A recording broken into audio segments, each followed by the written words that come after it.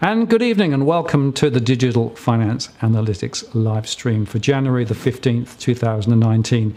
Great to have you on board this evening and welcome to the first one of 2019. We've got quite a few on board already, and I've, in the pre-show, welcomed a few people on. What I'm going to do now is to look away from the chat screen just for a few minutes and give you just a short introduction.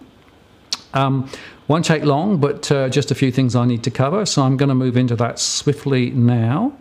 And by the way, the pre-show comes up when I go live, so I go live about 10 minutes before the official time, just to make sure that everything's working well. Seems to be okay at the moment, which is good to see. So what I want to do is just quickly talk about today and what we're going to do. So we're doing this introduction. I need to cover the house rules. Just a little bit about our models, because people keep asking me about how we do what we do. I'll then pull out a few key slides and just talk to those and give you some context for the broader Q&A session. And then we'll go to the questions and answers. The bulk of the time tonight, probably an hour to an hour and a half, will be questions and answers. I do have quite a few questions but I'll also take them on the live chat, and there are some people have already asked as well. And then we'll sign off, and hopefully we'll all be done by about 9:30 Sydney, if that makes sense. Okay, in terms of house rules, just a quick thing to say. Please note this isn't financial advice. I'm not qualified to give it. I can't give it. This is just my own opinion, my own views. Do a lot of research, do a lot of analysis, but please understand that this is not financial advice. I don't know your individual circumstances, and I'm legally barred from giving financial advice. Secondly, please do play nice in the chat room. No racial slurs. We did have some last time around. We are moderating the chat room, and we're going to be a bit more aggressive this time, including, if necessary, kicking people off completely. Don't want to do that. I want to encourage a free-flowing conversation. But if people start to get nasty, then we will take action. 15th of January 2019. So if you're watching this 2 or 3 years later and things are completely different, well, this is what it looked like tonight. And if you want to get my attention through the chat session, use at Walk the World. There's a lot of toing and froing on the chat, and quite often I won't be able to follow everything that's going on. So I do try to look at the Walk the World. So that's the way to get hold of me. Just quickly on the model, we survey households all the time. We incorporate information from lots of different sources. We run our core market model, and that then drives our industry reports, the blog, and everything else that we do, and a lot of the posts that we do create for the YouTube channel. We cut it, slice it, dice it all ways, from segments, from locations, from property status. Only cover Australia at the moment, although I'm interested in the possibility of potentially trying to do something in New Zealand too, because there's a unique perspective that you get when you look at it from a consumer perspective rather than from a bank perspective, and that's what we do. We start from consumers. So quickly, just a few highlights. Credit growth overall is 4.9% in housing. Of that, 6.8% is owner-occupied and 1.1% is investment. Now, this is important because a lot of people are saying, oh, there's no lending, you know, the bank should be freer. No, actually, the banks are still lending at 2 or 3 times inflation at the moment. So let's get that clear. There is still a lot of lending going on. The momentum is slowing, and therefore the credit momentum means that effectively home prices are more likely to fall rather than rise, but banks are still lending. We look at our household confidence indices, and this is one of the ones that I quite like because it identifies that those without mortgages, the free affluent, those who have a property but no mortgage, are still more confident. They're above the 100, which is neutral, but their confidence level is diving. People with mortgages, their confidence levels are now well below 100, and if you split that out between investors and owner-occupiers, investment property owners are now lower than those renting, and you'll see there that renting has just come up a little because essentially some people are now getting cheaper rentals than previously. So this is a really important barometer in terms of people's confidence with regard to the financials and their financial status.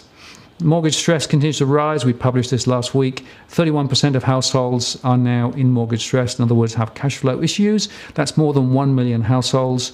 And despite the fact that the Reserve Bank reported that the household debt-to-income ratio dropped very slightly, we are still in extraordinary territory with very, very high levels of debt. And it's quite concentrated in certain postcodes and certain types of households. But this is a big deal, and this tells you that in a couple of years' time we're going to see more defaults, I think. Now, the Reserve Bank published their monthly chart pack, and this is the chart I always go to. Basically what it tells you is that consumption is running ahead of disposable income. So people are spending more than they have available. That's why they're dipping into their savings. And that trend has been going on for some little while because effectively we don't have much in the way of income growth. But consumption is still there. But interestingly, the retail area seems to be under pressure. This is data on monthly footfall, and you'll see there that there was a significant dive in December. And that's, I think, because a lot of people did their shopping in October and, the Black Friday sales online. I suspect retail figures for December will be quite a lot lower. In terms of home prices, we're still seeing further falls. This is the chart I put out at the weekend. It's worth saying that it varies by location. Hobart isn't on this one because the CoreLogic indices doesn't actually include Hobart. It should, but it doesn't. Hobart's doing a little better than the others. But really, other than Adelaide, no one is really seeing any price gains now. And other than Hobart as well, of course. And Sydney's down, peak to trough nearly 12%, Melbourne 8%, Perth is nearly 16%, and Darwin is 25% if you had them too. So we are still in a falling mode. My view is home prices will continue to fall, and the rate of acceleration of fall looks to be increasing, particularly in Melbourne. Household wealth is continuing to fall. This is on the left-hand side. It's the chart from the Reserve Bank that shows that financial assets are okay, although, of course, that was before the stock crash towards the end of the year. But dwelling prices are falling, so net worth is falling, and we're seeing that in our own surveys through our net assets. So you can see there that the number with higher net worth is dropping, and those with lower net worth is rising. Business investment continues to slow, contrary to what people say. And in fact, the reason GDP is so strong is simply because of government investment, which isn't very healthy, actually, long term. Consumer sentiment and consumer GDP is probably going to fall ahead as well. And the BBSW, the funding is still out of kilter with 29 basis points. It was 32 basis points a week ago. So that means that there's still more bank funding issues to deal with. And we'll talk about that a bit later. Financials are below their peaks, well off their peaks. In fact, they're back to where they were in 2012. This is the index, the ASX 200 Financials Index. We have a lot of downside risk on the financial sector, in my view, from this point forward. And we'll talk about the Royal Commission because that's one of the critical issues. Bond rates are also now higher in the US than here. That's really unusual. And that basically means that investors, international investors, are going to look more to the US than Australia. We always had a risk premium here and paid more, but not now. So that's a big deal. And that's one reason why funding is quite complicated. Okay, just quickly now onto our scenarios. This comes off the back of the research universe that I explained earlier on. Those of you who've been following me will know that I run these scenarios not to give you a definitive point, but to give you a flavour of the range of things that we're seeing.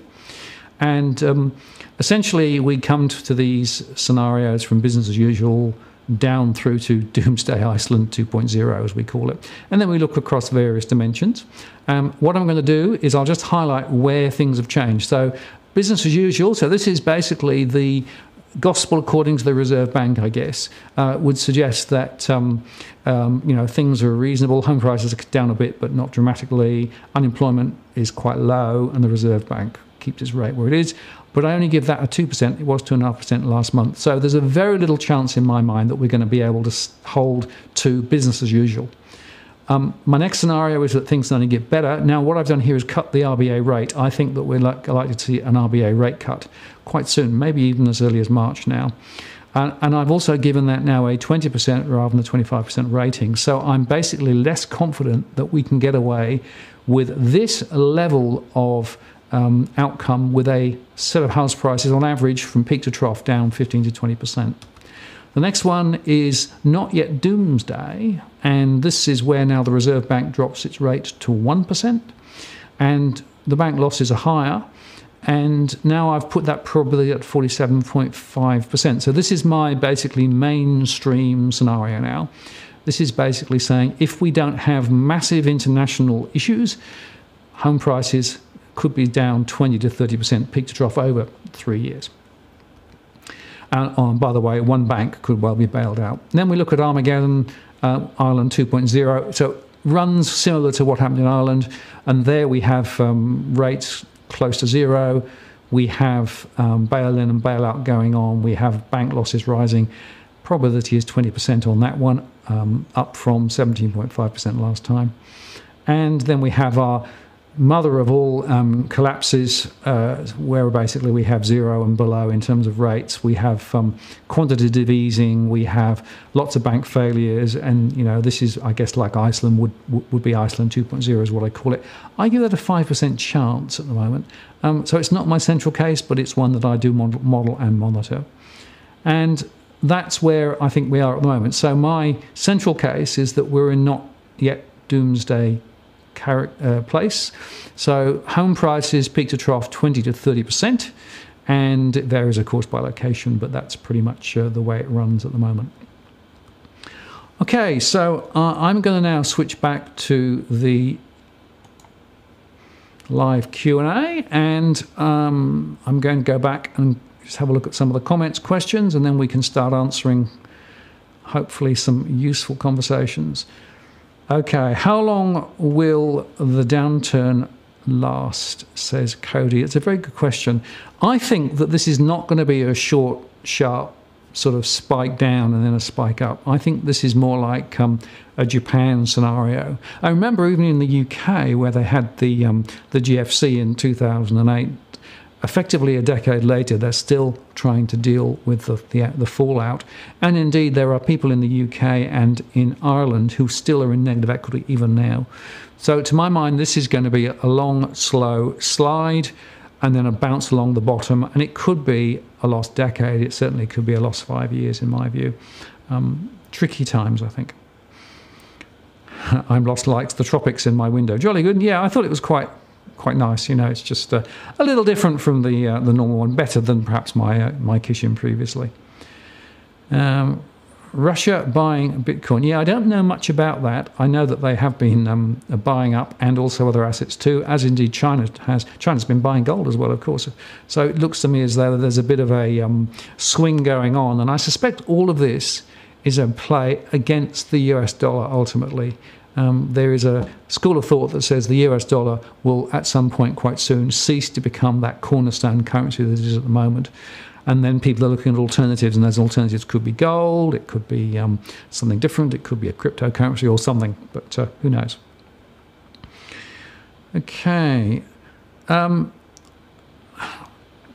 Data about the northern beaches. Yeah, I've got some data on that. So I've noticed that we are beginning to see some oversupply of property coming onto the market. So there's a higher listing ratio in the northern beaches. We're not seeing that many falls at the moment other than at the top end. So if there's a property of 1 to 1.5 million or higher, then we are seeing price falls. We also noticed that there are quite a lot of people keeping property on books for a lot longer. So my expectation is that we will see further slides in prices. I suspect that some of those smaller places will hold their value better, particularly some smaller houses. But some of the more expensive ones will probably slide further. And I'm also watching some of the newly constructed units, which seem to be probably more than needed at the moment. And I suspect some of those could slide too. So I think you are seeing the start of a slide, but it's not as severe as Western Sydney. Okay. Now, I think I comment on this Northern Beaches guy. I said that a lot of people, a lot of agents are now saying, contact us for pricing. Yeah, there's a lot less information now readily available about where prices are. You've got to look quite hard. A lot of agents are now refusing to advertise or even suggest prices. They're basically saying, have a conversation. And that's because overall we're seeing prices slide. Now, the average of 10 to 12% drop in Sydney is masking massive differences. So we know that there are some postcodes, for example, around Liverpool and Campbelltown, where prices now are down more than 20%. And that's units and houses, particularly some of those on small lots, those houses on small lots. We're also continuing to see unit prices slide in and around places like Ultimo, now at 21 or 22%. Bondi, we're seeing units there under pressure as well. And we're also seeing continued slides up in the Central Coast. In Melbourne, we're seeing quite a lot of downside movements in Melbourne look to me to be moving down smarter than Sydney, although it started later. And at the moment, it looks to me as though, again, the top end of the market is moving down the fastest.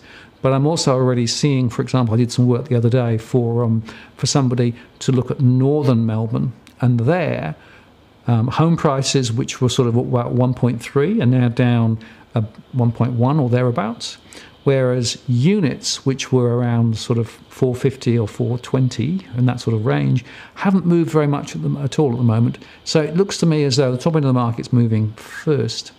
But I suspect that will flow on down, because essentially as you take the top end out, it tends to sort of spill down into other areas. Now, of course, in Western Australia, there, prices are down at least 15% from their peaks, but it's been 5, 6, 7 years, and I'm still getting reports of prices continuing to slide, and I'm also getting reports of further difficulty with regard to rentals. So rental streams are also being reduced more and more.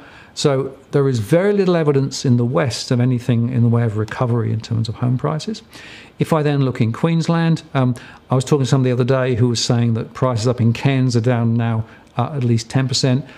In the Wide Bay Burnett, they're also well down as well in some places there.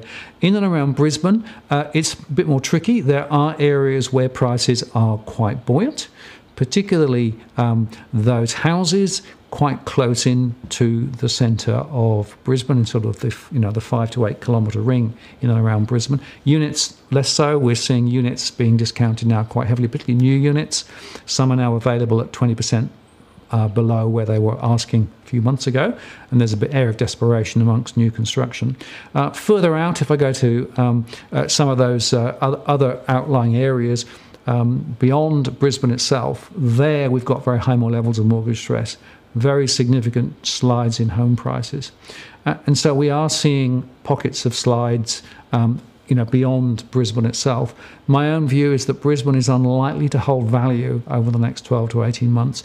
I'm looking at the leading indicators of mortgage stress. I'm looking at some of the other issues there in terms of supply, and we are going to see more property coming onto stream there. And then I should just cover Tasmania. So at the moment, Tasmania, Hobart is doing quite well, but in fact their growth has eased. In other words, the rate of growth is easing now, and I expect that to continue. There is still some appetite from interstate, but we're also seeing less transactions. Adelaide, a bit the same. Still some interstate activity, still some local activity, but I'm not seeing as much momentum there as previously. And so my expectation is that over the next 12 to 18 months, we will also begin to see some further slides. Canberra is holding value at the moment, but I'm also seeing massive supply, particularly of units. And there's early leading indicators in my data that suggest that unit prices are likely to slide over the next 3 to 6 months. The election may be part of that. Houses, a little less willing to slide in the short term, but perhaps a little later too. So generally my view on prices is that we're going to see slides rather than growth. Okay, going down the list, what else have we got to talk about? Is holding on to any property a worthwhile strategy, says Cody. Good question. Okay, so here's the thing. If you think of a property as somewhere to live, as somewhere to give you shelter, as somewhere to bring up a family or whatever it is, then essentially you're going to be less concerned about whether the value keeps going up or even if it goes down a little bit. If that's your perspective, and I frankly think that's how we should be thinking about property, it is somewhere to live predominantly. Any capital gain that you might have got over the last 20 years, that's unusual. Because, in fact, if you look long-term, the long-term trends for home price growth are actually pretty flat. There's been a couple of peaks when there was a little bit of a rise, and then a big rise in the last 20 years because of financialisation and because of freeing up the financial markets. But that's an aberration. So home prices don't necessarily always have to rise. And certainly there are still people who think that they double every 7 years or 5 years. No, I think it's unlikely. So from that perspective, if you think of it as somewhere to live, yeah, then roll with it and hold on. If you're thinking about it as an investment, I find it really, really difficult to be able to say other than as an investment, property will become less useful going forward. Not least, we'll get some changes to capital gains and negative gearing, perhaps if Labor gets in. We already know that there's very little growth. We already know that many property investors are thinking of selling because effectively they can't see any future way to make more growth. And in the meantime, a lot of the rental streams, particularly in Sydney now, are down a little, and we're going to see more of that. So it's harder to make it as an investment unless you think of holding it for a really long time. And I mean 10, 15, 20, 25 years. Chances are that over that sort of period, you'll be able to get some growth from inflation. But frankly, I think it's unusual, the growth we've had, and it may not be replicated unless, and this is the critical thing, unless we start seeing quantitative easing, in other words, the flooding the whole of the economy with more cash from the Reserve Bank. If that happens, we're likely to see a spike in assets, and that includes stocks and shares as well as property. But that's very artificial, and that will be supported by debt, and that will just create bigger risk down the track. So be aware of that. And what I say to people is, if you start seeing signs of QE and those sorts of things and prices taking off, be very, very careful, because effectively that could be a debt cat bounce. Okay, going down the list again. Banks are already loosening credit, I know for a fact. Their policies have passed down to the lending areas. Can't see a long drawn-out house price decline as a result. Views, that's from CDL. Well, at the margin, you're correct. There is a little bit more willingness to lend now. And of course, APRA gave them permission to effectively lend more interest-only loans. However, the lenders today are still complying much more with the lending standards that were actually brought into effect in 2009. So responsible lending requires them to investigate the ability of the individual to repay the loan and to confirm the purpose of the loan and to make sure that it is a sensible thing for that person to do. Now, for a decade, most lenders failed to comply with that, as the Royal Commission showed in the inquiry last year. So whilst I think there has been a little bit of latitude at the edge, my intelligence suggests that the banks are still lending more carefully and more cautiously. They're dialing back the loan-to-value ratios and the loan-to-income ratios. You can see that in some of the data already. And I know from some banks now are saying, well, if it's an LVR of, a loan-to-income of 6 and above, they look very, very hard. They still want more information in terms of income and expenditure. They want categorization. And some of that is risk transference. So what they're trying to do is to push risk back to the borrower so that if there is subsequently a question about responsible lending, the bank can absolutely prove that they have actually kept responsible lending standards appropriate. Now, the question, of course, is, and this goes back to what the Treasurer said a couple of weeks ago, right? The Treasurer said, well, the banks should be lending more because we need that to drive the economy. The problem I've got with that is we've got very high debt levels already. And are you really saying that we need more debt in the system here? We've got some of the highest debt in the world. We've got some of the most indebted households in the world. We've got some of the highest mortgage stress in the world. No, my view is that we have to try and keep lending at a level which is long-term sustainable, because income isn't growing, cost of living are, and many households are up against it. So to my mind, simply saying turn on the lending tap and let it ride is, to my mind, just creating greater risk down the track. And it probably is going to be the case that we're going to see some unnatural acts before the election to try and sort of stimulate things a bit more. But I'm more sceptical than perhaps you are in terms of the truth when it comes to lending. We'll get more data in a day or two for the last cycle, and then I'll be very interested to see what happens in the next couple of months, and maybe I'll be proved wrong. But my suspicion is that lending will continue to be much lower than previously.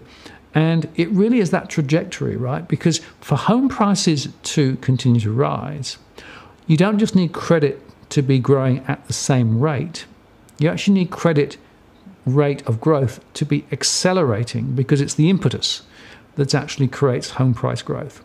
And as I've said on a number of occasions, and I'll say it again, it is credit availability that drives home prices, and it's the lack of credit availability that takes home prices lower, and that's where we are at the moment.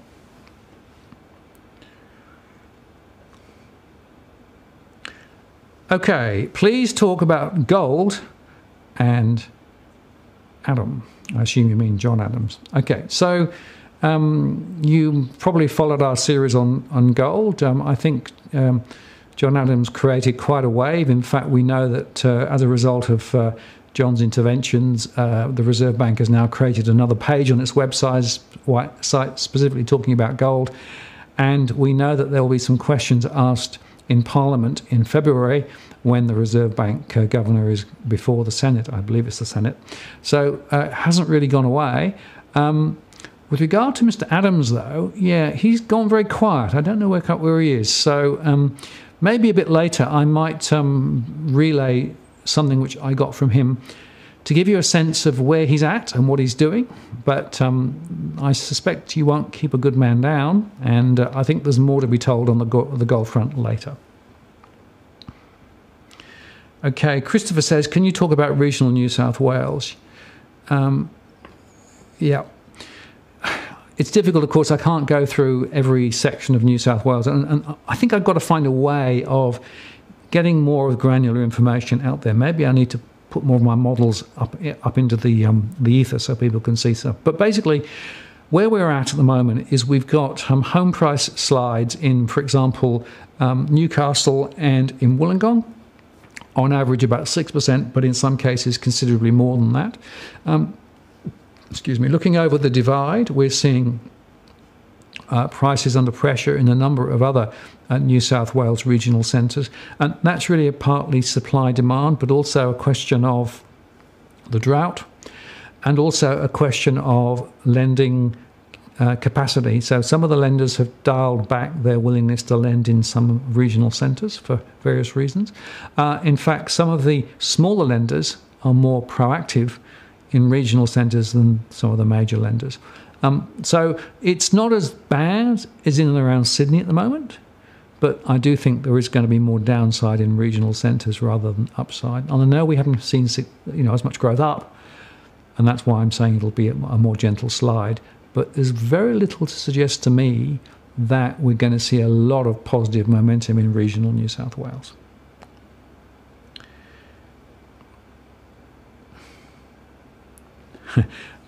Brad says, you put a video out most days. Yeah, pretty much every day. I've had this sort of wacky idea of putting out something every day, right? And I started a year ago and I'm still doing it. Yeah, there are other people who are behind the scenes and help me out, but a lot of it I do myself. But so, yes, we do recognise a number of people, particularly some of the contributors like Joe and like Edwin, like John Adams, and I can list a whole bunch of others too, who actually have been on site. The good news is I've got other people that I expect to be able to interview and talk with. I've got a whole long list of people I'm trying to arrange. It is quite complicated to do, but we will try and do that. And I'm still committing at the moment to continue to do a post a day. If the quality of the posts degrade, that's when I would actually review my strategy of doing it daily. But at the moment, I think the quality is still there. So we'll keep going. And we've actually upped the production values with the green screens and, a little bit more use of stock video and those sorts of things just to keep the production levels up. Okay, Edmund says, can you talk about how income affects rent? And yeah, it's a very interesting question. So if you look at it long-term, the long-term trends, essentially the strongest correlation for rentals is actually income. So the theory that as home prices rise, that automatically translates to higher rental streams is not correct. That's why in many cases we're seeing investment properties underwater from a net cash flow perspective. There is a cap on what people are able to effectively pay. Now, in some cases, what we've seen is some property investors switching one renter out and then trying to get another renter in at a higher level. And some of that was working in some places, but I'm seeing less of it these days. And again, in New South Wales, in particularly in some of the Sydney areas, I am seeing rental streams now quite a lot lower. We're seeing it in Perth too. We're beginning to see it in some areas of Melbourne too. So I think that the strongest correlation is still to average incomes. And there will be some variations, and clearly in some cases people are able to put the rent up. If it's a really desirable property in a very, very nice area, with certain amenities close by, it can command a premium. But a lot of rental property is in a sort of not quite such flash areas, and there the correlation between income growth and rental growth is pretty clear. And that's, by the way, rental and income growth after inflation. Okay, just going down my list, see what else I've got here. Is there room for something worse than Iceland 2.0? Yeah, well, I guess if you talk to John Adams, he'd probably say that, the worst case is probably is worse than that. And the thing about this is we're talking theoretical models as to what may happen, and there are lots of variables, and it's very difficult to be able to actually model all of these things. I think that Iceland, which basically Iceland said, no, we're not going to comply with central bank guidance as to what to do, or from Europe. We're going to actually deal with it. We're going to allow a crash to happen, or we're going to deal with the crash, and we're going to grow beyond it. And that's what they've done. And in fact, in many ways, Iceland is a really good example of how to deal with the worst case scenario. But there were a lot of crazy things that happened along the way. A number of banks failed. They also didn't pay deposits to international depositors. And in fact, banks in their own countries actually ended up compensating international depositors who put money with banks in Iceland. So created a whole bunch of waves. But I think, Iceland 2.0 is probably a reasonably good worst case, but there is probably a little bit below that. But frankly, I haven't been able to model it yet, so that's why I do what I do there. Okay, anything else coming up? Oh, okay, the Aussie dollar. This is Mike. If the Aussie dollar is weak, where is our money safe? Gold or other international currencies? Yeah, this is a tricky one, right? So, it's really a big question as to what we think the Aussie dollar is going to do. Now, I've said for some time that I still think we're going to likely see the Aussie dollar lower than 70. And of course, it went to 67, 68 briefly, and then came back. It's at 72 now. That's more to do with the weakness of the US dollar rather than the strength of the local currency here, in my view. And it does depend on what happens to the US dollar. There are many people who argue that the way to deal with some of the risk mitigation we're talking about is to effectively assume that the US dollar will maintain a level of strength into the next 12 to 18 months or 2 years, and use that as a bit of a hedge. And there are people doing that. I put out a post earlier in the week with regard to crypto, and look, I haven't tried to cover the whole of the crypto world in one post, but I was trying to answer the question specifically, is Bitcoin likely to sort of bounce back? Because of course it's at 3.8, whereas it was at one station close to 20. And my view is that Bitcoin is unlikely to bounce back anytime too soon. So I don't think crypto is necessarily a very good hedge in terms of risk mitigation. And I guess the question is could also be the case that we have changes to some of the international balance of power. As I said earlier on, maybe the US dollar ultimately loses momentum. And then the question is, what replaces it? Could that be gold? Well, there are people buying up gold big, particularly in China and some other Asian countries, and I think they're taking a long view of that. There are other people buying up other metals with a view to the same thing. So there is no simple hedging strategy in this very complex environment that we're in. But my own view is, in the short term, the US dollar is actually not a bad way to think about it. Okay, this is one from Bailin. Why hasn't the government tried to promote lending and investment in manufacturing or business over real estate? That's a great question. The thing is that banks have decided that the real estate sector and lending for housing is just so simple because the risk profile is very good, very low losses over a long period of time. They get capital benefits thanks to the Basel rules.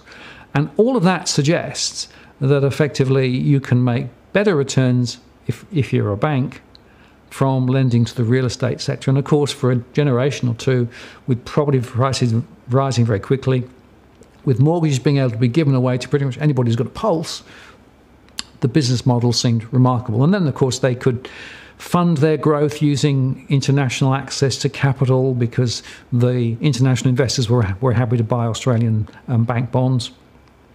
Around 30 to 40% of bank funding is from international, and a lot of it goes back into the property sector. And then you've got that sort of momentum that as property prices go up, you create more value, you can lend more, you can grow the balance sheet, you can lend more, you can borrow more. So you can see how this self-perpetuating engine developed. But it was at the expense of real lending to real people in the business community. And if I talk to a lot of business people, as I do through my business surveys, there are lots of people completely unable to get funding that they need to make their business work. So as a result of that, what it means is that there's a relative sort of priority between investment for business and investment for other means, I guess government, but also now focusing in on the housing sector. So the housing sector has been the champion thing. Now the question is, should the government intervene in some way to direct the current banks to re-lend to the business community? I mean, they talk about open market and they talk about, market forces, so that's tough to see that. Of course, there are people who argue that what we need is a national bank to lend specifically for commercial and real investments in business. I think there's a lot of merit in that.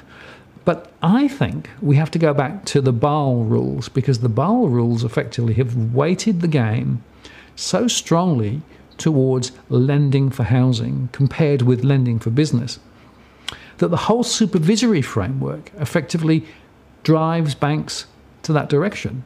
So if we wanted a different outcome, we actually need a different regulatory framework, because if, for example, the banks were to have to hold more capital for mortgages but less capital for business lending, that would actually change the game. So I think there are some levers that could be pulled, but it's quite tricky. My own personal view is that you're not going to see the government mandating banks to specifically lend to the commercial sector over other sectors. I don't think it'll happen. Okay, what's this one? Why do government bail out banks instead of borrowers? What's the effect of guaranteeing loans rather than bailout? Okay, I knew we were going to touch this. I had a lot of questions on bailout and bail-in. Let me just, I cover this on a regular basis, but of course it also does evolve. So the thing to understand is that there is basically an international philosophy that was brought in after the GFC to say, we don't want a situation where if a bank or banks crash, they're bailed out by the government. That's what happened in the UK, that's happened in the US and elsewhere. Billions and billions of pounds and dollars were spent basically from taxpayers' money buying assets or buying pieces of the bank. And it cost a generation, frankly, in terms of the economic impact. So the argument was, is there a different path that we can produce? And effectively, the G20 and the bank supervisory bodies, particularly the Financial Stability Board, basically said, here's a different way to think about it. So bailing in and bailing out. So bailing in basically says there are classes of assets that banks hold, particularly bonds, for example, which are convertible bonds, that could be converted into equity if a bank gets into difficulty. And essentially that allows the bank to convert them at a point of distress and allow the bank to continue to function. So it's really a way of trying to keep banks going if they get into difficulty. And that difficulty could be lack of funding, liquidity, or it could be rising bad debts. Now, the problem, of course, we have then is, well, yes, but how far does bail-in go, and does it include, retail deposits? And they sort of redefine the way that deposits were thought about, because a lot of people would say, well, when I hand my deposits to the bank, they just look after them for me, and I get them back when I want them. No, actually, no. What you're doing is you're making an unsecured loan to a bank. And that change came in a little while ago. It's always been there in the background, but really it's only quite recently that this has come to the fore. So you are making a loan to a bank. It's an unsecured loan, right? And then basically what they say is, well, deposits might be bailed in, and in other words, might be converted to equity in the bank to help save it. And in New Zealand, there's the open banking regime, which basically is a very crisp and clear way of articulating it quite clearly in New Zealand. Deposits are available to bail in a bank in case of difficulty. And in other countries around the world, like Canada and the UK and areas of Europe, bail-in of deposits is pretty much there now. Now, in India, it was brought in, but then there was such a public outcry that it was reversed, so that's gone away again. And here in Australia, we had this very muddy legislation brought in last February, which basically said any other instrument could be bailed in, but nobody's defined what any other instrument is, and it's not clear whether deposits are in or whether they're out. And the fact of the matter is that if you talk to the Treasury and you talk to APRA, they say, oh, no, there's no intent to bail in deposits at all. Yes, never. But other people in Parliament have written rather different notes, and frankly, if I talk to the banks, as I do quite often, they say it's really unclear. So nobody quite knows whether deposits are in or out. My view is either it was a massive cock-up and they should have basically been very clear to exclude deposits, and perhaps they should bring legislation in to exclude deposits. And in fact, there are people on the back bench who are thinking perhaps that that's what should happen and are trying to encourage that conversation. Or was it deliberately obfuscated? In other words, following the international rules, the G20 and the Financial Stability Board, etc., was it deliberately obfuscated to allow the wriggle room so that in a worst-case scenario, deposits could be bailed in? It's really very unclear. So I can't definitively say, yes, deposits may be bailed in, or no, they won't be bailed in. Now, the other thing to understand is that the deposit guarantee, the 250k per account, doesn't come into existence until the government says it's in existence. So it doesn't exist now. It's a piece of legislation, but it's not until it's activated that it becomes active to a particular bank, and it's limited to 250k per a relationship. And bear in mind also there's a cap on the total amount that's actually guaranteed as well. So it's somewhat limited. It has to be activated, and it will only be activated when a bank has fallen over. So it's a way of getting your deposit back. So a lot of the politicians, when you write to them about bail-in, which is saving a bank that exists but is in trouble, respond in terms of bail-out, the 250k, and say, well, you've got 250k, so don't worry, right? They are messing the two things up. So the question is, are they doing it deliberately, or is it they don't understand the difference between bailing in and bailing out? My own view is that there is further work to be done here to clarify in Australia the situation. It's very clear in New Zealand. Their deposits are available for bail-in. And, of course, recently in New Zealand, they've announced higher ratios of capital to further protect the banks, to make it less likely that deposits will be bailed in. I think we're going to see higher capital here in Australia too, but there is a risk. And the problem we've got is that it's very hard for individuals to try and recognise the amount of risk in a particular bank. The data isn't available there. APRA doesn't actually publish risk profiles of individual banks. You've got to look at the individual disclosures of individual banks, and it's not clear. In New Zealand, the Reserve Bank in New Zealand has a dashboard that they've published, which gives information about individual banks, so they're trying to help people decide, but that information's old anyway. So it's really tough to try and figure out whether a bank is risky, whether it's not risky, how much risk is there, are deposits safe, aren't they safe? I'm sorry that I can't give you a definitive answer to that, but that's the story. So it's a very unclear situation. We are pushing very hard to try and get the legislation amended so that it is clearly excluding deposits. But I think we're going to have a problem with that because, like I said, the G20 and the Financial Stability Board are both saying Bailin is one of the tools that should be there to deal with a bank in difficulty, as well as a living will for a bank and a plan for an orderly migration. Okay, what is the impact of valuations on acquiring credit on questionable construction? Opal Tower, Edwin, yes. And I think I saw that Edwin had made the point just below that the valuers are now taking a much more conservative. This is a big deal, right? So the Opal Tower thing is a microcosm of a much broader problem insofar that we've got self-certification processes in place. We've got very large buildings being built on areas where perhaps the foundations aren't necessarily as good as they should be, particularly going deep into mud rather than into the bedrock around Sydney. So the question is, are the building regs right? Is the construction right? Has it been certified right? And what do you do when you've actually got a problem in a building? Because there is this sort of migration path between the developer and then the manager of the building beyond the development phase. And quite often the owner community that is actually responsible for the day-to-day maintenance and management of the business, the building beyond, doesn't necessarily have full recourse back to the construction teams, particularly as in many cases the construction team disappears. So it's a big deal, and the report that came out today is pretty much says very little other than, well, we know that there are some problems, but they don't know the cause of the problems. And if you've seen any of the Edwin videos, in fact I put another one up tonight that Edwin did when he talked a little bit at my prompting on what should people in high-rise towers be doing. You know, should they be concerned, and if they are concerned, what should they be doing? So look at that video. I'll put a link up in the chat post as well. There are things that you can do, but it's all about getting involved and trying to understand what's going on. So this is a really big deal, but we're already seeing some lenders now dialing back their willingness to lend to some high-rise developments in certain postcodes.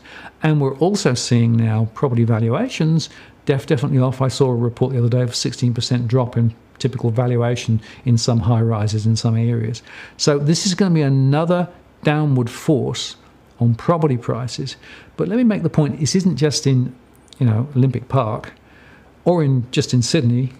I think this is a national problem. I think we've got issues with construction quality, and as Joe Wilkes showed in New Zealand, potentially got the same issues there as well, where there's a lot of building going on which look to be speccing just to the minimum.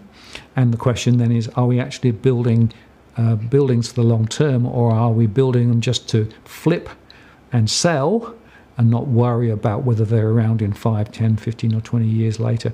So I guess the question is, are we building for the long term or not? And I think Edwin would say, and other people would say, we've got a big structural issue here with lots of cross currents in terms of personal interest and state interests and builders' interests, and it's all about short term yields and returns on building property in the place of perhaps more solid construction and better processes in terms of the long term build. So this is a big deal. We're going to see a lot more of this, I think, and we haven't seen the end of it yet.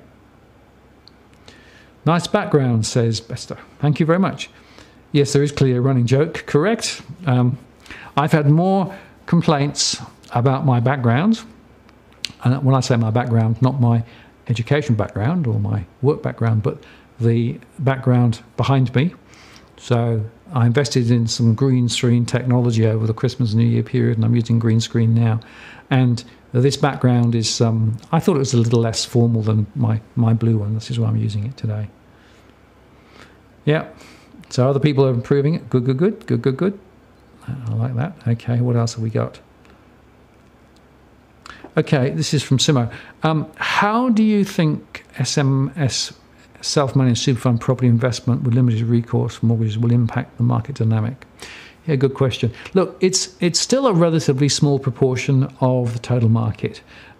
It's somewhere about 3 or 4% of property bought through self-managed super funds with limited recourse. And basically what that means is you don't have any recourse beyond the fund, which means that in a downturn, the fund could potentially lose quite a lot of value out of that particular property. Or indeed, if they couldn't service the property, so the interest on the property, there's nothing else behind it. So that's the problem. The problem I've got with this is that self-managed superannuation and superannuation in general is about long-term wealth development and creation for retirement. And in the current environment, it's hard to see how property is going to actually service that need in the next 5 to 8 years, in my view. So I think people need to be really cautious. I think a lot of people went in, got highly leveraged.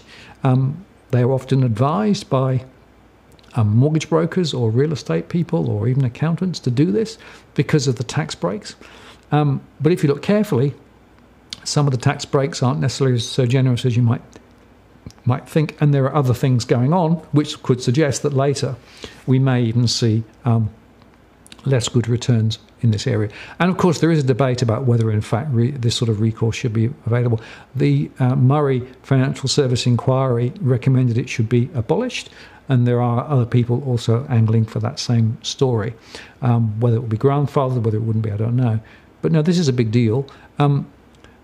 There is, of course, a broader question around superannuation, and I did a post the other day about the question of whether superannuation is actually working well for people, and basically the Productivity Commission report said no, it's not. A lot of people are getting very poor returns. A lot of people are not clear about what they're actually paying for those returns in any case, and there's some substantial reform that needs to be done. Bearing in mind also, of course, that many superannuation funds are investing in a portfolio of assets, including property and shares and those things, and even in some cases, maybe even in metals. As the stock markets internationally gyrate, as they have been gyrating, that's going to have a direct impact on superannuation as well. So, like it or not, anybody with a superannuation fund is exposed to the financial markets and all the risks and everything there. But I do think property and self-managed super funds are a bit of a risky issue in my view. Okay. Beaver's asked, is there any reason why we shouldn't renationalise the CBA and ban private banks after this? Oh, well, okay. The question is, what sort of banking reform do we need? I think we do need reform. I think the banks have done us a very poor service. The Royal Commission talked about greed in the banking system and short-term profits. Now, of course, banks are commercial entities, and they're there to maximise returns for shareholders. But that doesn't mean that they should be, one, breaking the law, and two, they should basically be taking their customers to the cleaners, which is what happened. So we need a different cultural base for our banking system.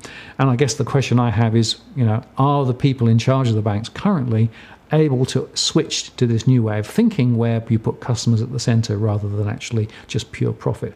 That's a really tricky thing to do, and perhaps we won't. And then the question is, if you don't think that can happen, do you then look to restructure the banking system in some way to be able to actually change its centre of gravity away from short-term profit motivation toward long-term investment and long-term growth and long-term customer outcomes?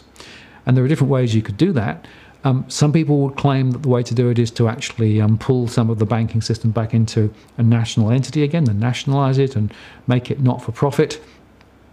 Make it drive effectively to other outcomes. That may work, but that would fly in the face of 25 years of rationalisation of the banking system and commercialisation of the banking system, and there will be huge opposition from within the banking sector and beyond for that.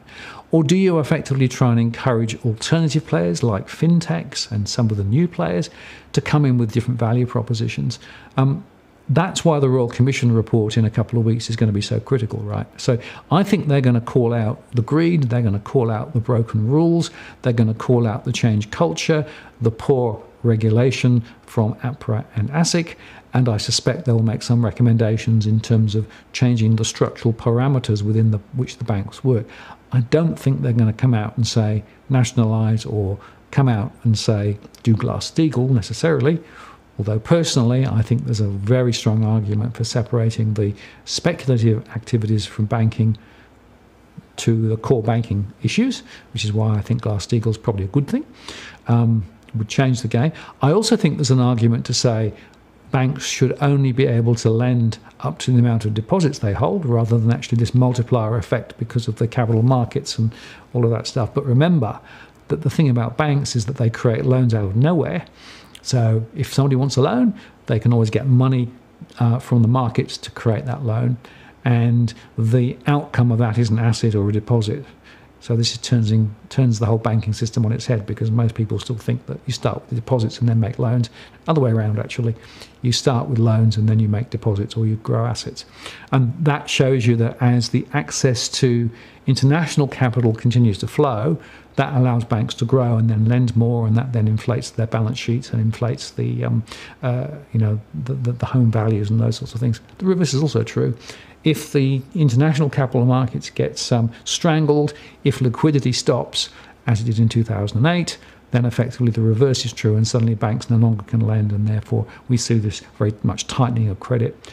And at the moment, the ability to get capital internationally is still there, but the price is quite a lot higher, which is why mortgage rates are likely to be higher ahead. Okay. What do we got? What else? Yes, Mo says, I hope we get our gold back. Yeah, well, according to the Reserve Bank, no, the gold is staying in the UK, despite the fact that we don't necessarily know it's there and we don't have control over it. But there you go, that's one of those things. Okay, now, she says, on a scale of 1 to 10, how risky is deposits in banks? Well, I've tried to explain the problem, okay? So we know we've got the 250k government guarantee that could be triggered if a bank fails. And that is there, although there are limits around how much can be repaid overall. So there is a backstop, but only when a bank has fallen over completely. They've also got the bail-in thing, which we've discussed previously. So, and we don't know whether bail-in is actually legit or not legit for deposits. My own view is, and this is what I've done, is I actually have got money with a number of different banks below the 250k, and I've tried to spread it towards lower banks. In other words, not the big international banks, but local banks, some of the regional players, and some of the community banks, because they have much higher capital, much lower risk appetite, and therefore perhaps are more secure. That's my judgment. Could be wrong, but that's what I'm doing. I still don't have too much worry about deposits at the moment because of what I'm seeing in the banking system. Now, if that changes, and it could change quite quickly, then all bets are off. But at the moment, I don't think we're at 8, 9 or 10. I think we're at sort of 2 or 3 in terms of risk. And here's the thing. Any investment you make, whether it's in deposits, whether it's in gold, whether it's in stocks and shares, whether it's in property, they are all risk-laden. There is no such thing as a risk-free investment. And that's the thing that people need to understand. No dead certs. And if you see a dead cert, or if you're offered a very high return, don't believe it, because it's not the way that things work.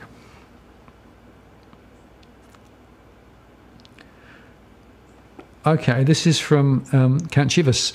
What are your thoughts on the IDCEC champions of a national bank issuing its own credit based around infrastructure projects? Yeah, I think I sort of touched on it, but I will just touch on it a little bit further.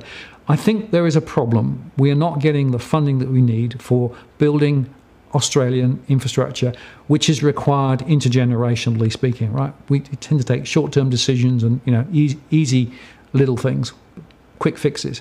I think there is a vision thing missing here about the nature of Australia and what we want to see long-term. Probably a bit the same in New Zealand, by the way, as well, although I don't know as much about New Zealand as Australia. The vision thing requires funding that is able to be used for long-term investment and building nations. That's what we need. And at the moment, we don't have enough to do that. So my answer is, I think the CEC is onto something here with the National Bank. But there are some questions about how it would be governed and how it would make the right decisions.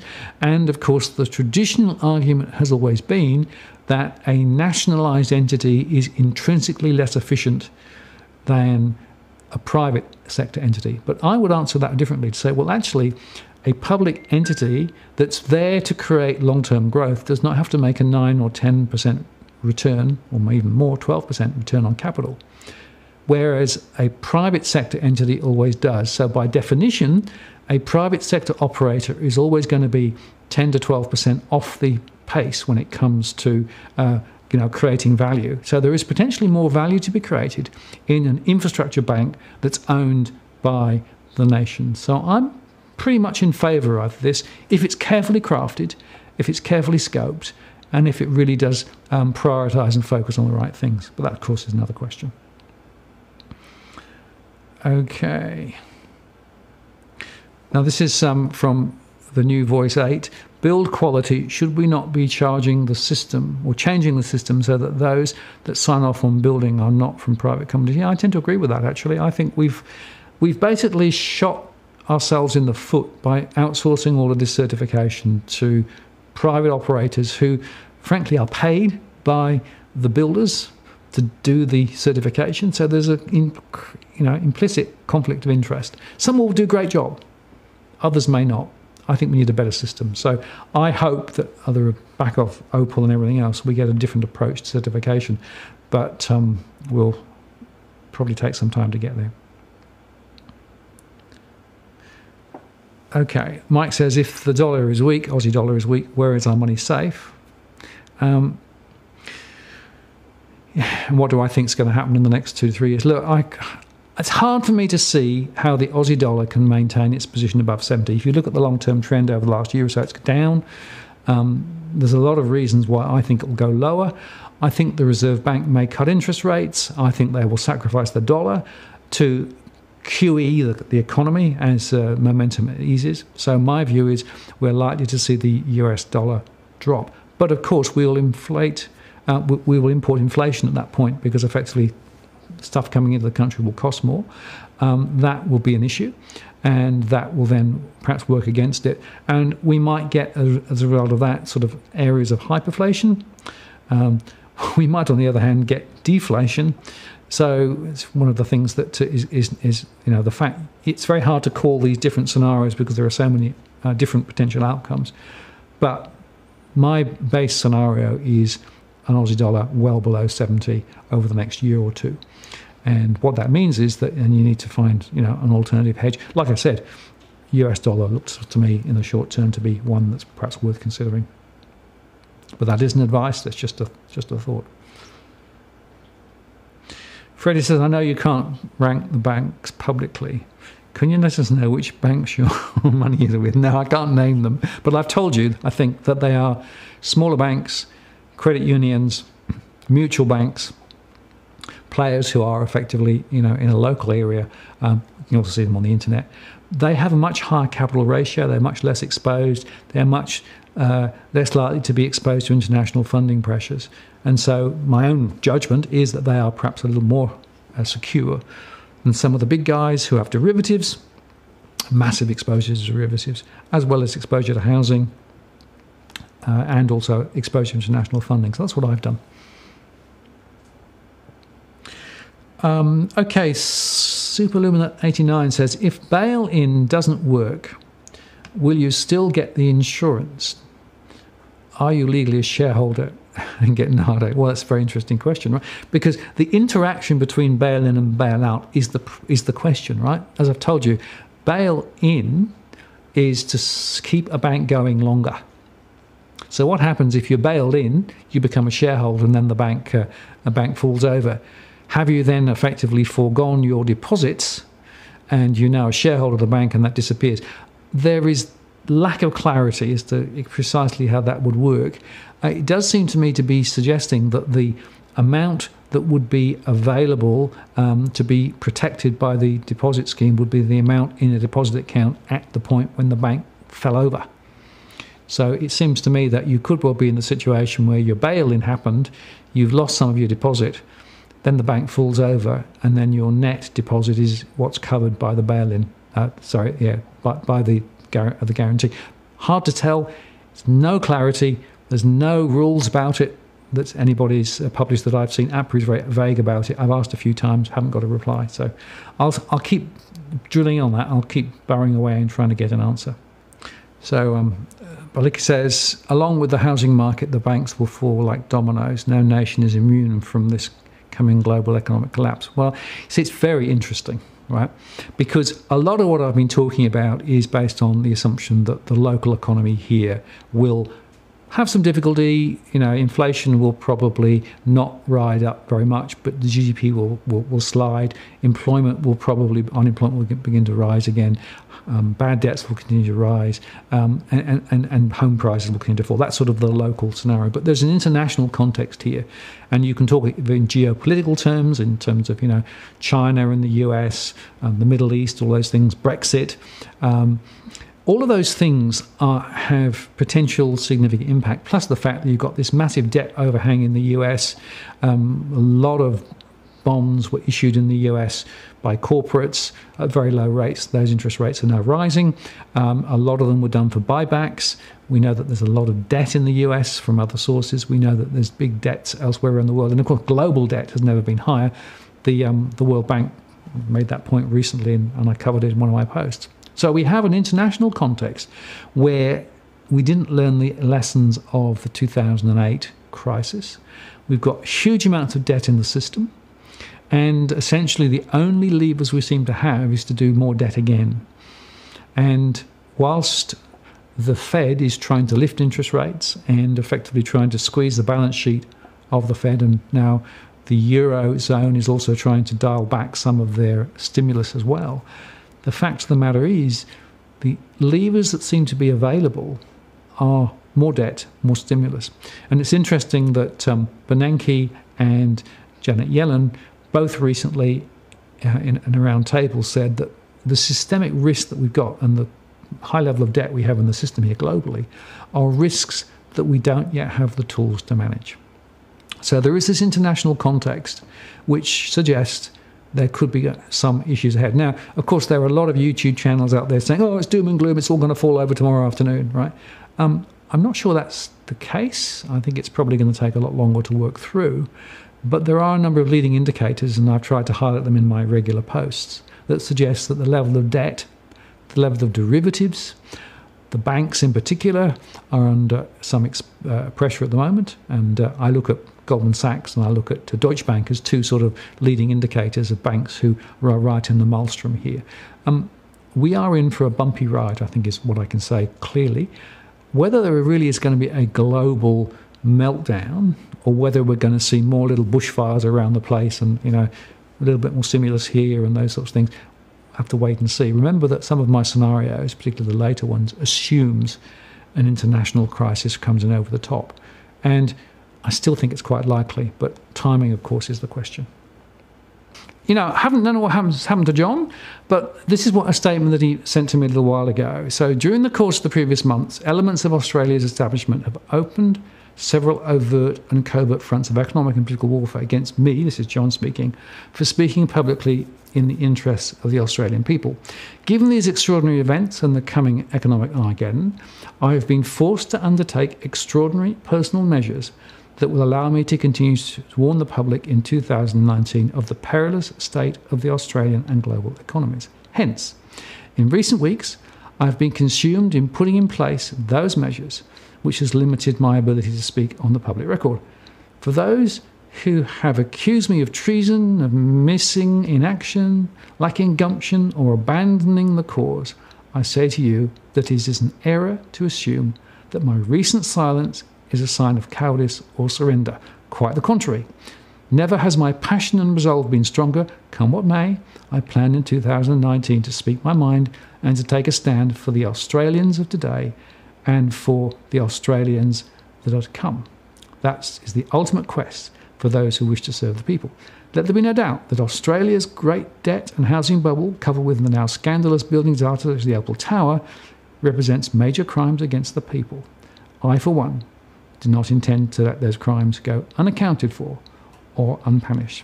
So there you go, statement from John Adams. We, I think, will probably be hearing more from John relatively soon.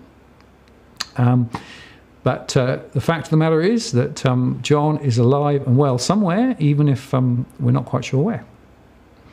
Nigel from New Zealand said, just wondering what sort of advice you'd give to someone looking at refinancing to take a second mortgage to purchase an investment property in Sydney. Just asking on behalf of a friend. Oh, yes. You always do.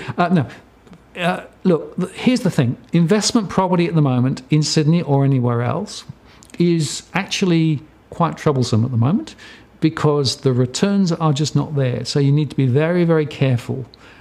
If you really can find an investment property that is at the right price with the right returns, maybe even a guaranteed rental, you might want to do something. But be very careful, because if you are refinancing now, the banks might be quite keen to give you a refinance, but they'll also be asking some very hard questions about your ability to repay the refinancing and to make sure that you can service it. Be extra cautious if you're thinking of doing an interest-only loan, because that is actually extra problems too. But do your sums carefully, because a lot of people walk into an investment property just assuming that they can get negative gearing, just assuming that they can actually get the rental returns they need, and assuming that interest rates will never go up. Do your sums. This is a very dangerous time, in my view, to be going into the investment sector at all. Just my opinion. Could be wrong. Okay, Carl said, love your analysis and content. Can you provide some insights into the 12-24 forecast for the Brisbane housing market and some advice for a prospective first-time buyer? Well, I've covered the Brisbane housing market in an earlier part of this conversation. In terms of first-time buyer, if you have got a good deposit and you are prepared to risk some of that deposit because of the fact that prices may go down, then it is probably not completely beyond the pale. But I think you'll probably find that next year prices will be lower than this year. And I think that you can probably buy closer in or better property at a lower price. So be very careful. Secondly, build your cash flow so you know what you can afford, not based on current interest rates, but let's say 3% above where they currently are.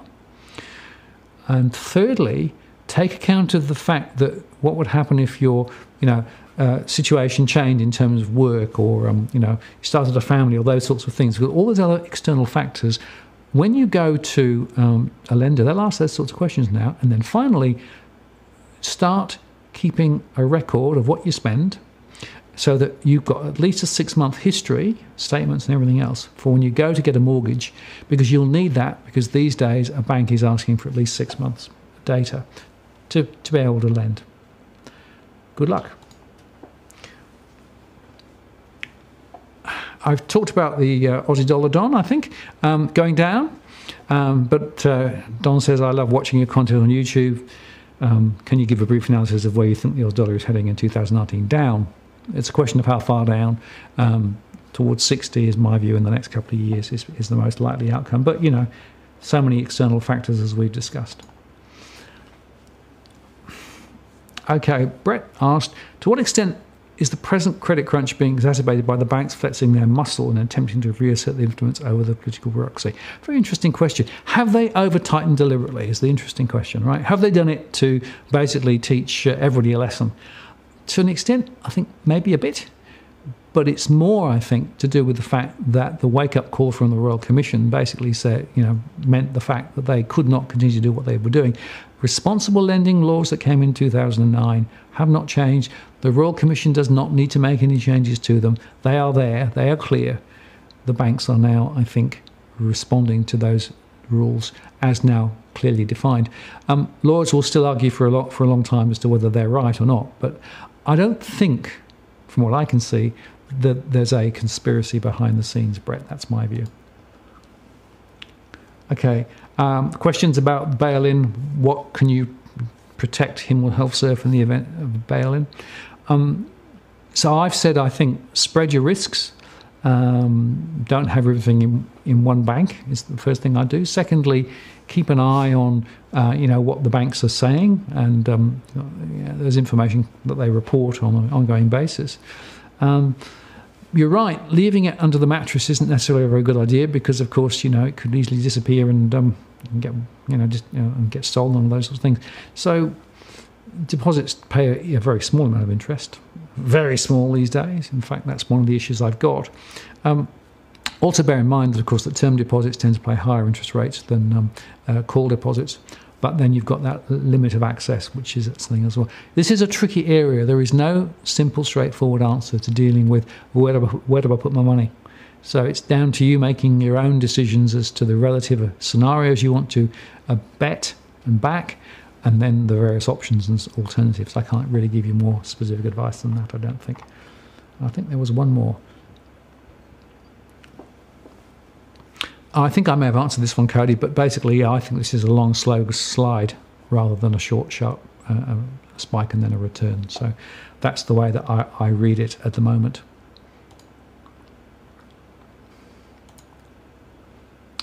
Okay, so I'm just going to go back and see whether I've missed anything while I was on those slides there. Somebody talking about that.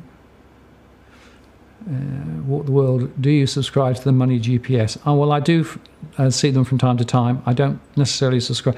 I don't have time to watch a lot of other YouTube stuff, to be frank, because I'm doing primary analysis most of the time and primary data and then the video production. There are a few people that I do listen to and follow, but frankly not seriously. I tried to do mostly primary research and my own analytics and using my customer surveys because I think that's probably the best and most powerful way of doing it. The difficulty is, of course, there are many people that you could actually watch and listen to. Some of them are sort of just rehashing, articles and just highlighting things. Others do have a particular philosophy and a particular point of view and propagate that. Others have a very narrow and myopic view of things. And what I've tried to do here is to try and keep some balance. So I think it's important that we understand that there's a lot of uncertainty. And one of the messages I want to get across to people is you cannot find pure certainty at the moment. There are too many variables, there's too much uncertainty around. So you've got to be able to expect the unexpected, and you've got to actually understand that uncertainty and lack of clarity is par for the course. So anybody who thinks precisely that they know the answer and can predict precisely when things are going to happen are wrong, because nobody can.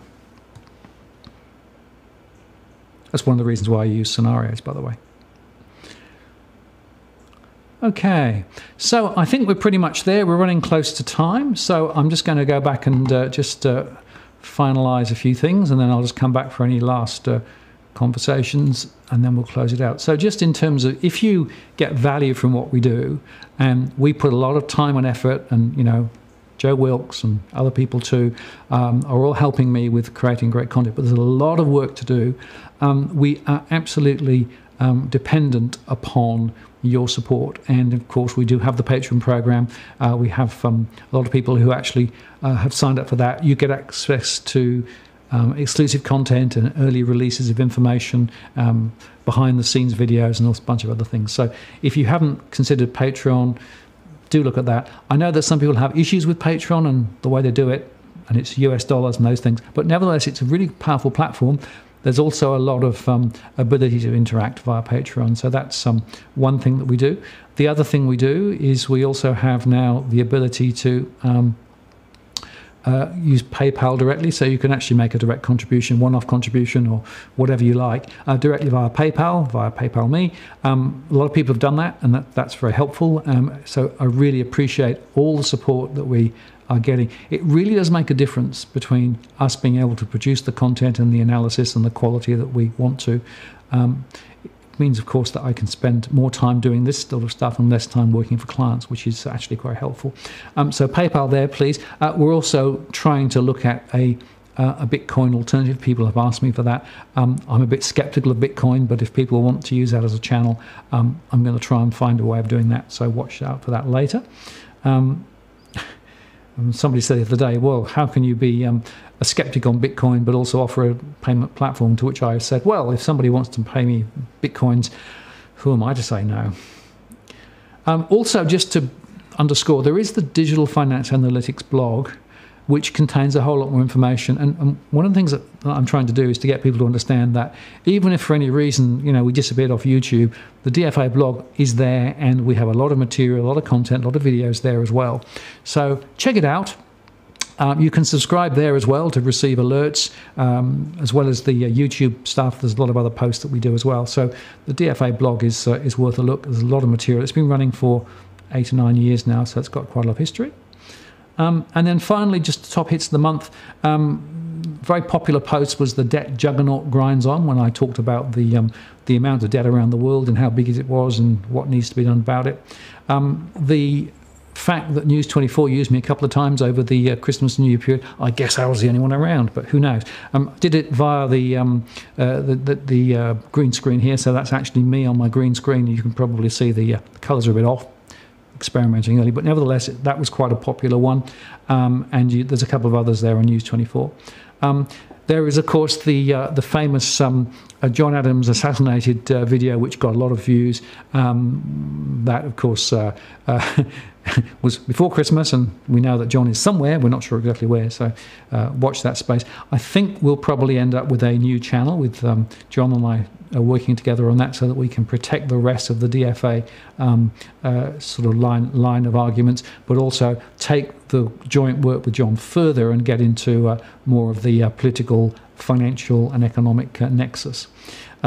Edwin Almeida, most recent post came out today, but this is the previous one talking about how to prepare a property for sale. Some great tips there. Somebody said they'd basically saved thousands by taking some of those tips seriously, which is good. I did this post on crypto, not meant to be definitive. I'm going to come back and talk about crypto banks and about some of the crypto payment systems that are around. But I wanted to put a stake in the ground with regard to what I thought about the future of Bitcoin, and the value of Bitcoin. So that's what that one is there. And finally, we do the Property Imperative Weekly each week. Still summarising, still essentially giving people the flavour of what's going on. We incorporate international data, local data, a lot of charts and graphs and things like that. And then finally, just before I close out. Let's go back to there. Let me say, if there are particular things you'd like me to study in 2019, drop me a note, send me an email, send me a chat. You can always contact me via the blog, the DFA blog directly. I am going to get round to bringing back the next capital market program, the Capital Market 202 program. I've got some more of that done. I just haven't got it up yet. There will be more from Edwin, there'll be more from Joe and other people too, more guests planned as well. And we'll be doing another live stream in about a month's time when the Reserve Bank's minutes from February will be out, so that'll be the third Tuesday again. In your scenario where the RBA lowers the cash rate, the higher percentage of lower house prices, can you explain a bit further? Yeah, I can do. Let me just go back to that slide. Okay, so just to answer the particular question. So the home price movements, there's a range there, and that's because different locations will essentially have different movements. So, for example, in the case of the not yet doomsday, 20 to 30%. 30% is what I'm calling for units in Sydney, for example. 20% would be some of the areas outside of Sydney, New South Wales and those sorts of things. So it's trying to give you a sort of a rough indication. It's not a zero bounds. There will be locations where prices will be further down, and others will be down less. But it's sort of the 80% bell curve, I guess, is what I'm trying to give you a sense of. And 20 to 30 is, if you like, my best case. And by the way, 60 Minutes is collaborating with me on another program, which will perhaps happen in 2 or 3 weeks' time, all being well, where we're going to talk further about home price falls and how it's going to play out. So watch out for that. I'll provide you with more information on that a bit later on. Okay, well, we're coming up to the end of the show, I think. So I hope that you found that useful. I really appreciate your time and your contributions. and particularly the questions. I hope that I was able to answer some of the questions. I probably haven't answered all of them. If there's something specific that you want an answer for, send me a note specifically and I'll try and handle it offline. It is quite complicated to try and manage all the live chats and everything else at the same time, but I think we do it reasonably well. I hope that you found it useful. I hope that you get a bit of a sense of some of the issues that I'm dealing with, and certainly ahead, there was a lot more to come. Somebody's asked just a question: how big is my sample? 52,000 households a year, 4,500 a month is the way the samples work. So it's a 0.05% national sample across Australia, statistically optimised. Appreciate your time. Have a good evening, and I'll look forward to seeing you again soon. And keep following the channel, keep leaving quotes. Also, please refer the channel on, do retweet, repost, spread the word. We got quite strong growth in followers over the last month, and that's great. I want to continue that momentum as we move forward into 2019. So thank you very much for your time, and take care, and we'll talk to you again soon.